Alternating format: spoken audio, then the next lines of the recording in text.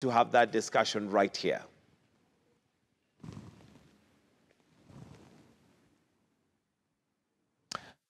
And, well, joining me in studio, we have Ruth Wanjiro Kinyanjui, who is a financial coach and also advisor, and she's from Silver Ray HR Company. Good morning, and thank you for joining us.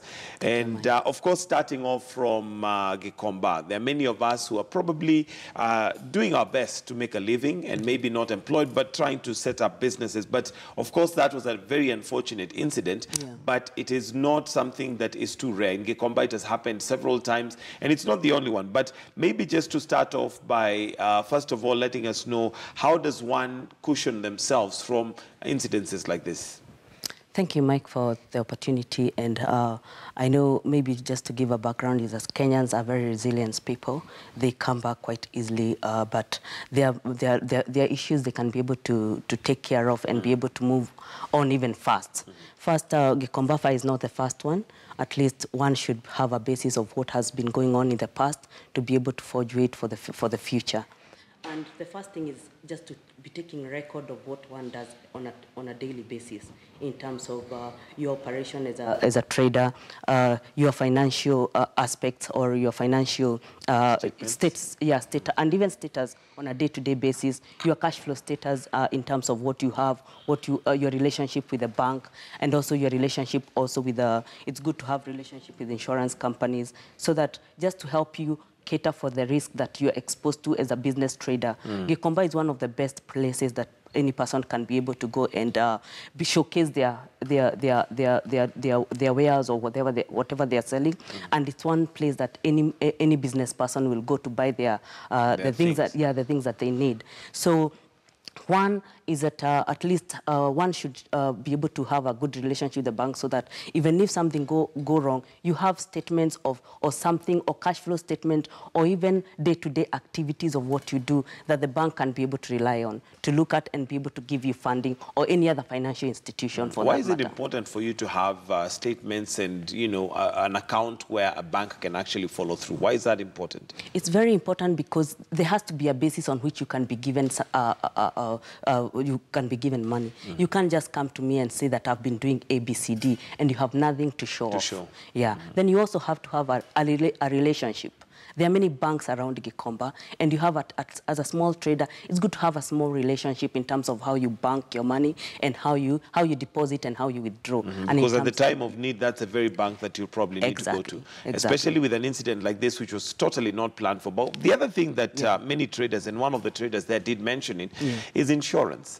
And not very many people insure their businesses, and not just Gikomba, but even if you're in the CBD, anything could happen. I think insurance, I think it's one of the niche market that insurance companies have not really taken into consideration, because they normally take small traders or small, but you see Gikomba, these are not small traders. It's millions of money that are being traded in Gikomba. So it's a niche I think insurance companies need to diversify and be able to reach out to some of these people, because there are a lot of business that can be, there's a lot of business in these small players.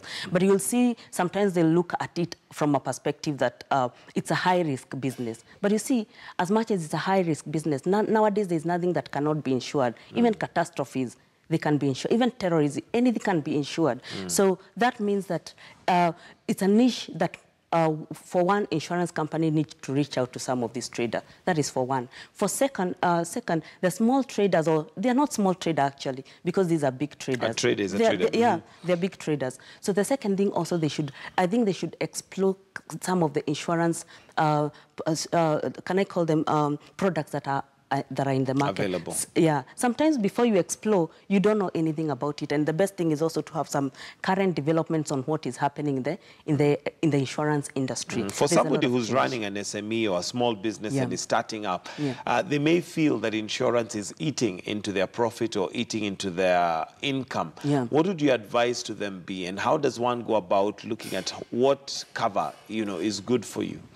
Good. I think insurance companies are becoming flexible. Just recently, I had one of the companies saying that they are going to start also extending in terms of insurance is not going to be just a one-off payment, like you pay it just this month. They are going to spread it sometimes even as far as 9 months. So I think they are starting to realize that... Flexible. Yeah, because these traders sometimes are the backbone of the economy. Actually, they are, because they are the people who run day-to-day small activities that build the nation. So I think insurance have also started realizing that there is a niche market in some of these traders, because there are, millions are normally traded in Gikomba on a daily basis. And as you can see, Gikomba market, people are always there very early in the morning, as early as sometimes even that 1 a.m. Yeah, so meaning it's a very vibrant market. And I can see insurance have also started now realizing that there's business in these people. As much there is high risk, there is also high return. And they're starting to to showcase how they can be able to spread policies and be able to But pay if I would premium use the example of the man who was interviewed by Mark earlier on, it is him who did not take the insurance. The packages and insurance companies are out there and they're marketing, but your advice to the trader, how important is insurance? And at what point in a business do you now begin to take insurance? Well, thank you. One, you have, as long as you have first to start seeing as insurance as something that is of return and not an expenditure. Because once you start establishing your business and that is the source of your livelihood, you should be able to take care of your source of livelihood in terms of you should be able to start diversifying. Because not insuring is like putting your eggs in one basket. And insuring is, and also there need also to be kind of education, because most of these traders sometimes, it's for the word that is in the market. Oh, that is that is spending what you already don't have. But you see, you have already established yourself as a trader. I think it's good also to start seeking the small step and start educating yourself as a person in terms of the things that are required once the business starts growing. It's good to educate. Once you start educating yourself, you'll be able also to now start picking aspects of risk as a person, that you should be able to pick risk and how to cover them. Because if that business goes down and it's over, are you going to start all over again? It's good to know where to pick from. So in terms of doing my expenditure, if I'm running a business, where do I put insurance? Because you have, for instance, there are those who pay rent for the stores that they're using, or even a premises. There is the issue of staff.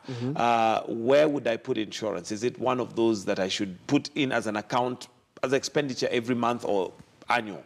I think it's good. It's something that one can be able to plan for. If you're able to pay employees comfortably, and for example, the person who was just speaking and they were saying they have fundis. If you're able to pay, for example, 5 or 4 fundis, or even 2 fundis, that means you can be able to afford a small amount of